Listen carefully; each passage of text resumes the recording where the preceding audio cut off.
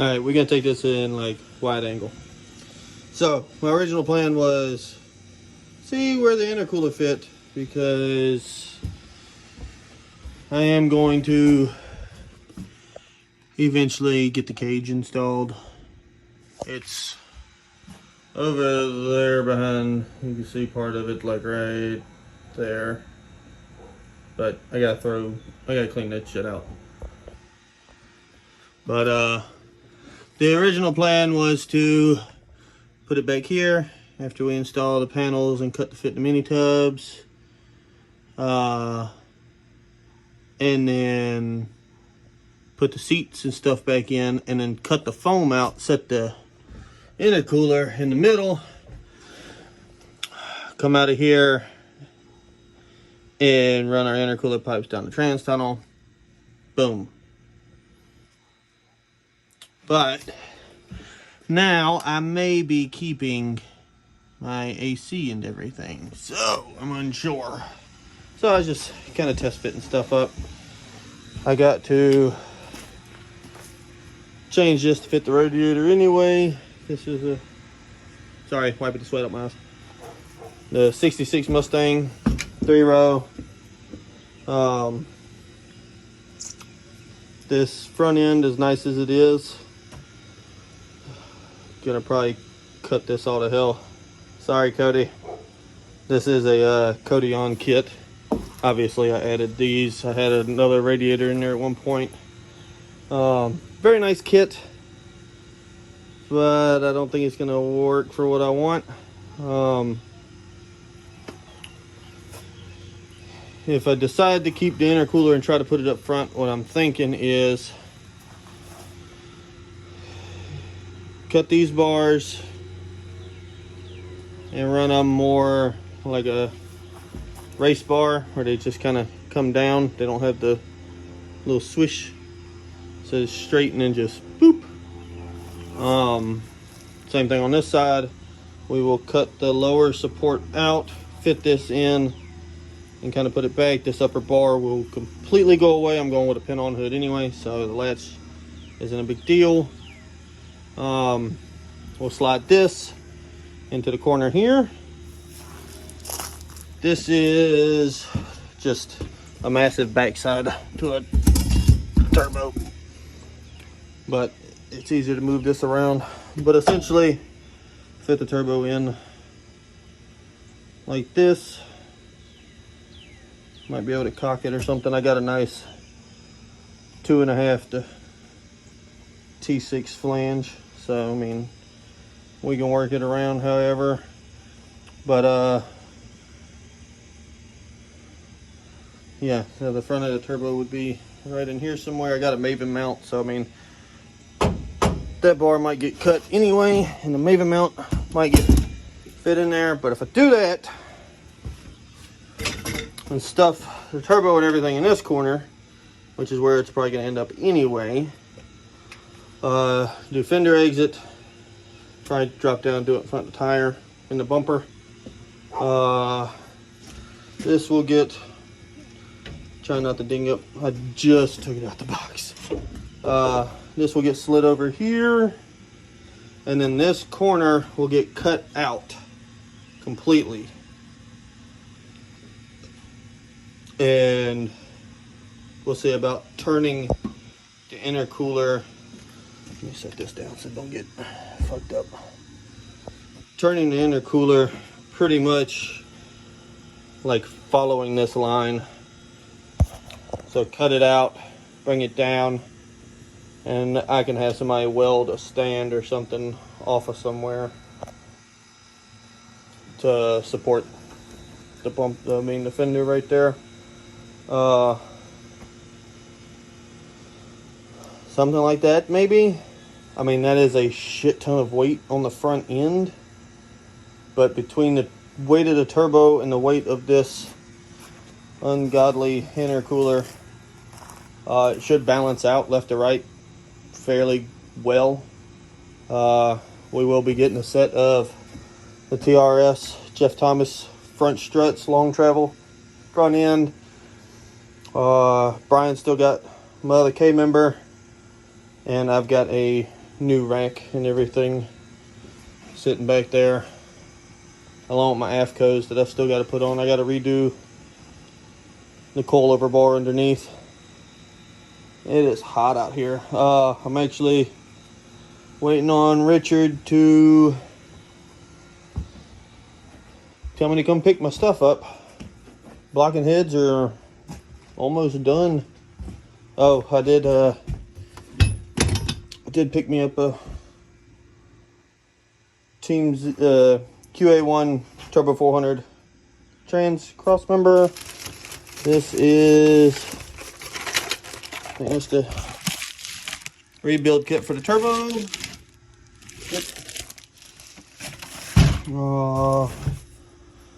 I do have a steering column. I don't know if I'm using that right now. It's not a priority. There's the new Flaming River rack. It is brand new. My dad had it. It had been sitting around long enough that the box actually just kind of fell apart. Let's see. That's all my hot side piping. That's trash. Which one of these has... There's an AFCO sticker.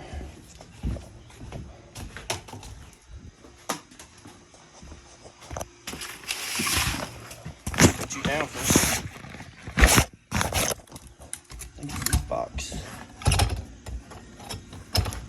Come on now. My trash is in the way. The trash box.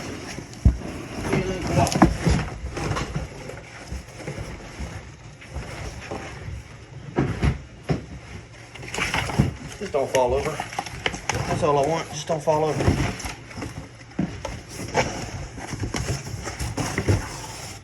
Alright. Yeah, pick you back up. Yep. Turbos. This is Matt's old turbo. It is a S475. That is my S480. Matt's turbo went out and had a touchdown on the housing on the front side. So I bought it for the back side because mine came with a 156 back housing because diesel gang. Let's see. Oh yeah, I haven't unboxed this yet.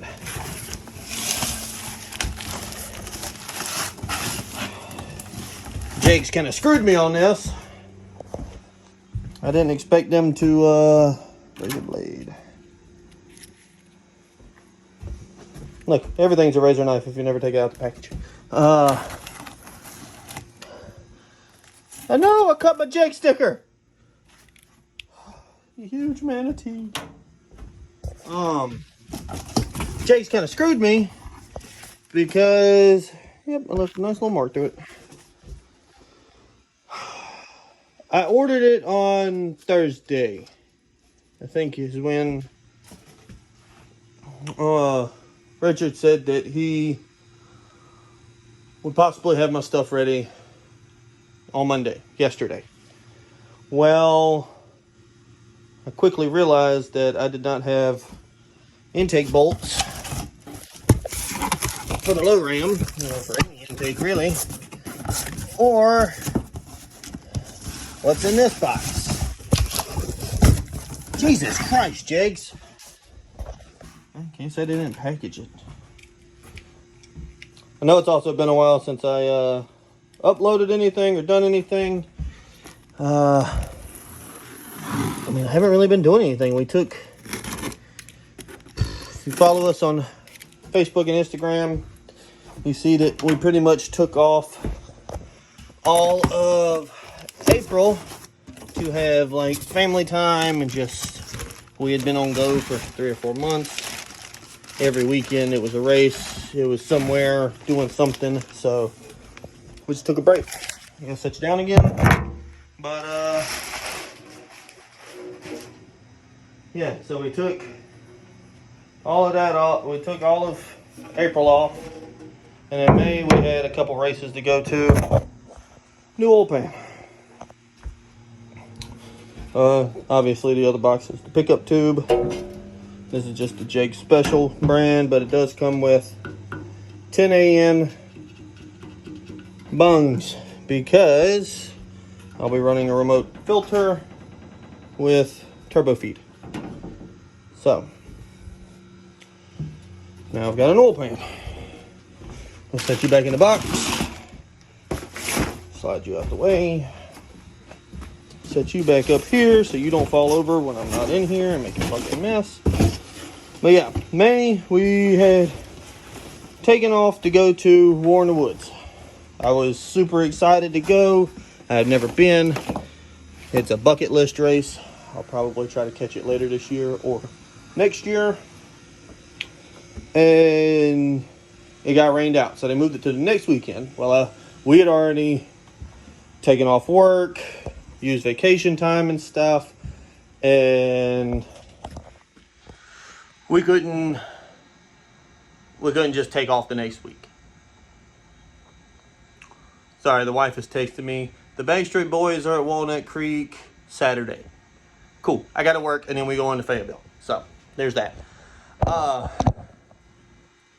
Let's see. So, War in the Woods was a bust for us. Super excited. And that whole week, I was just not a friendly person to talk to since we could no longer go. We also had another race. But, me and Kristen both end up, catching, a summer cold kind of deal. And the weekend of that race, we were just, dead. I felt like I was dying. So we didn't do anything. Skip to the beginning of June. So pretty much last thing we went to was Dig or Die. And then you may have seen that crappy live feed from the 28's Gone Wild race the weekend after Dig or Die. Me and Kristen were both feeling under weather then. And then, there was a lot of bracket racing. It was a very slow day for racing. And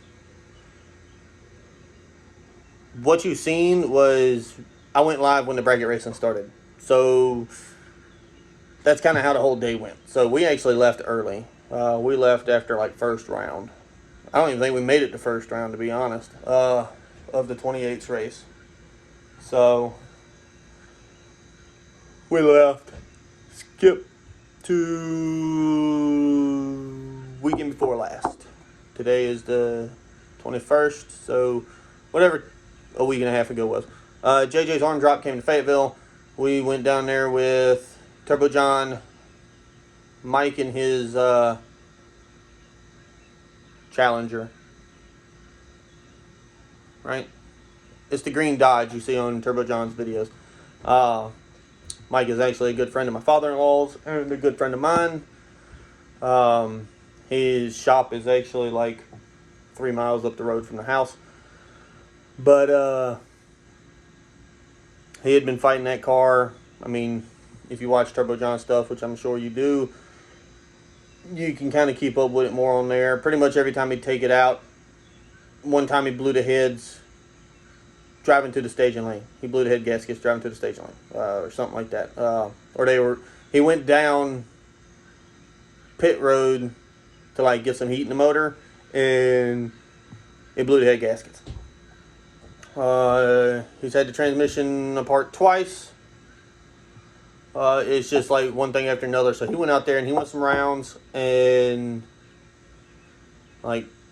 the car was looking good and running good at JJ's Arm Drop Friday for small tire. Brian got his car back together after having issue after issue after issue with it since the new motor change. Made a good pass, come back, something was wrong.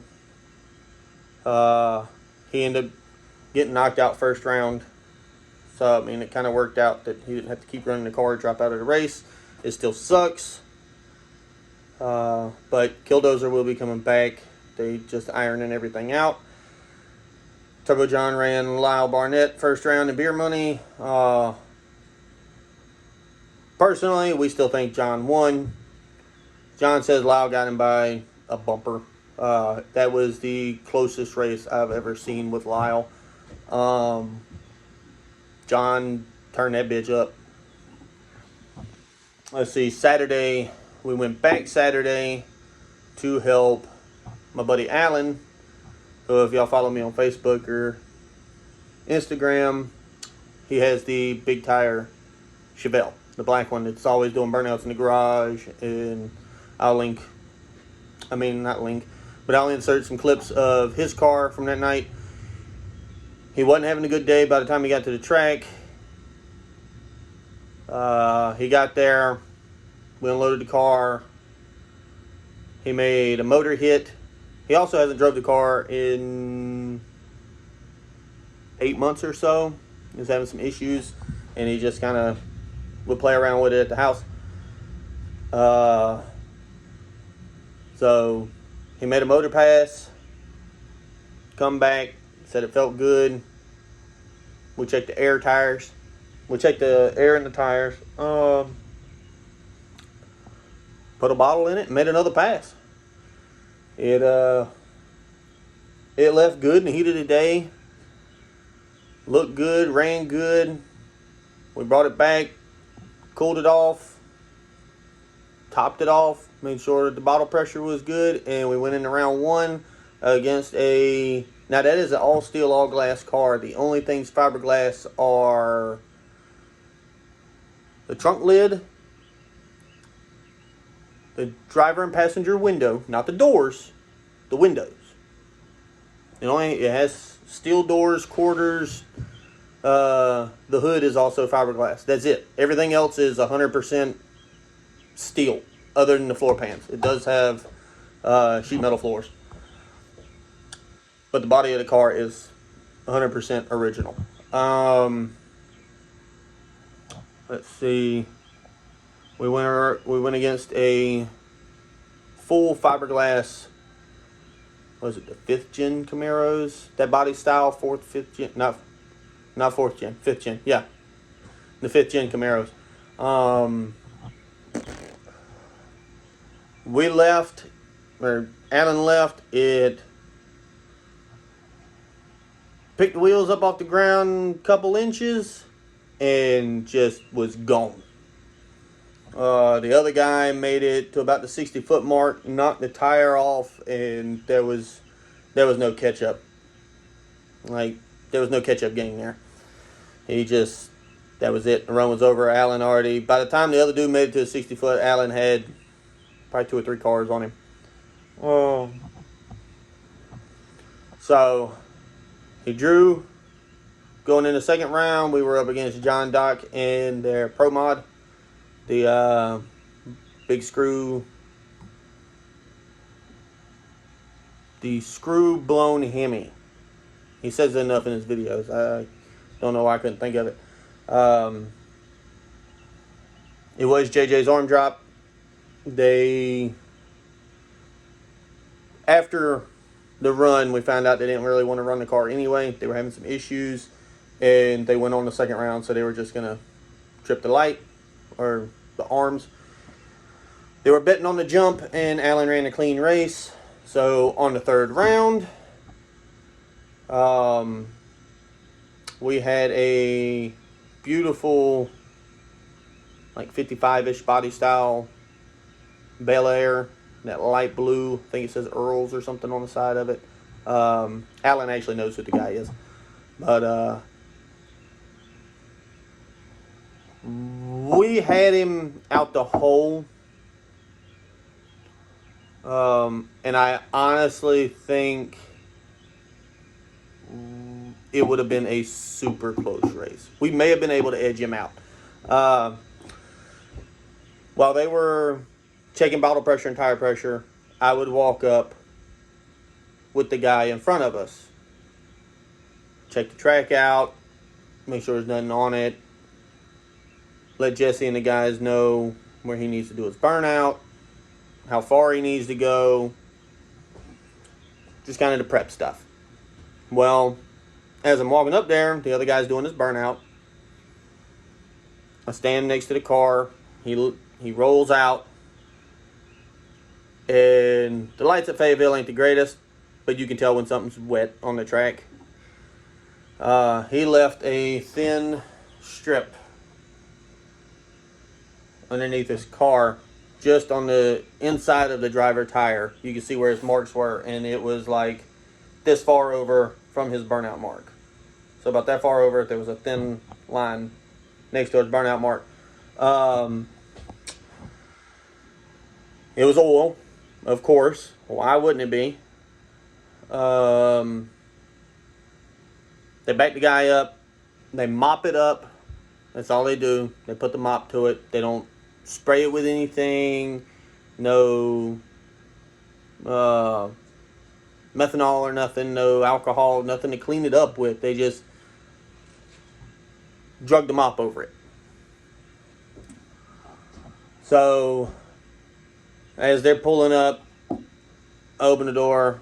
I tell Jesse and them, hey, there's oil. We need to move him over from where he's doing the burnout so he's not in it.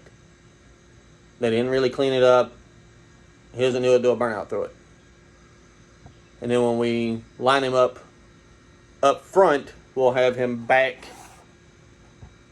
and straddle it, because it was under the car but right next to the groove, and I didn't want him to put that tire in it, so we could still get him most of the way in the groove at the starting line. Well, when he did the burnout, the car kicked sideways, and it drugged the whole driver tire straight down that line. The car all night, I think it needs an anti-roll bar adjustment, but it was working, so we wasn't touching it. A lot of people don't know that. When the car is working during the race, don't fuck with it. Yeah, you know who you are. So it'd been working all night. Working testing. It was working first, second round. Wasn't touching it. However, when it would leave, it would it'd transfer, and it would kind of squat and do like a little wiggle. So in the videos that I'll post in a minute, you can see it. It'll squat and kind of hop to the side and then push left, and he'd drive it out. Well, this time, remember, he did the burnout on the driver's side through mopped up oil. Not going to say cleaned up, it was mopped up. It left, and it kicked and then just pushed left. Shortly, I'd say probably 200 foot out, he had to let out of it because he was about to cross the center line. It was pushing that hard. You'll see it in the video. 200 foot, maybe right before half track, he had to let out. But you can also see in the video that they were almost side by side with him tracking left really hard. So by the time he let out, the other dude may have had a fender, half a car on him. So who knows if he'd had a good leave, a better leave, and been able to keep it straight or drive it like he was the rest of the night, we'd have had a shot. He also said there was some dew on the track, especially on top end. You could feel it. He was getting bad tire shake on the top end all night. We got to adjust that too. But this Saturday, we will be back at Fayetteville for a grudge race. Grudge races. Yeah, they're having some sort of grudge fest thing. I don't do the whole grudge race scene, but Alan wants to go, and I told him if he goes, I'll go. He needs to let me know this week if he doesn't, because if he doesn't go, we will be headed to Virginia for Matt Rice's no prep up at Twin Rivers. Matt, if you do happen to watch this, I'm apologizing in advance. You did personally send me a message and I had told you that we would be there for sure. Unfortunately, I'm an idiot, and I didn't check my schedule before responding to you. And I double booked. Alan had got with me probably 2 or 3 weeks before you did, and I told him, yes, we were going. If he was taking his car, we would be there, so I could help him with that. And then you hit me up, and I double booked. I apologize, but I have options.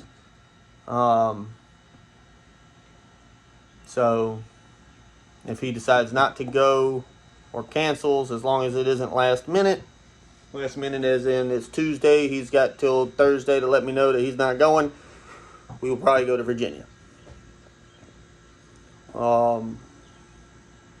That is if I can get off work. I forgot about that part. Alright, Matt, we probably won't be going because I probably won't be able to get off work. Fayetteville's only like 30 minutes up the road, so. But yeah, that's pretty much what's been going on. So, you got to see me. You got to see the car.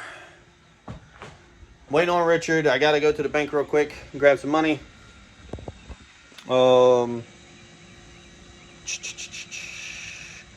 had to put this intercooler back on the ground before it falls over. And put the radiator back in the box. I got to clean up a little bit. Get the hell out of here. Hopefully go pick up my stuff. Alright guys. Thanks for watching. I will hopefully see you in a little while with either some live streaming, some racing footage, or maybe putting my motor together. Who knows?